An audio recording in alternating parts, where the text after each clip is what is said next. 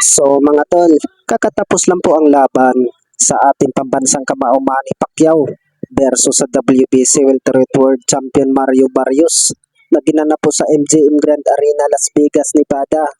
Ay ginulat po ni Manny Pacquiao po ang mga fans mga tol dahil po ay pinapakita po ng magandang performance po ni Manny Pacquiao at pinahirapan pa itong si Mario Barrios.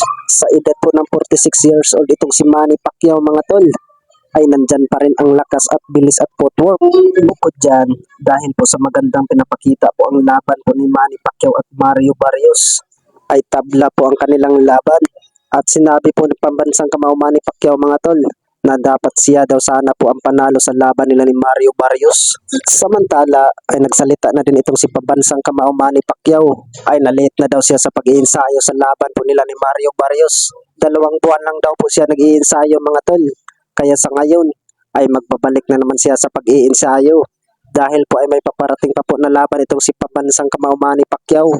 Pero hindi pa po natin alam mga tol, baka mag-rematch na yan sila ni Mario Barrios dahil po ay maganda talaga po na pinapakita po ng dalawa. Bukod dyan, dahil po ay draw po ang binigay sa mga hurado, ay nananatili pa rin WBC Welterweight Champion itong si Mario Barrios.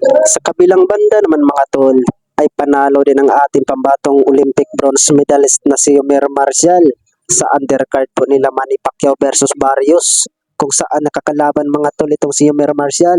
Itong si Alexis Gitan ay ginulat po ni Yomer Marcial po ang mundo ng boxing mga tol.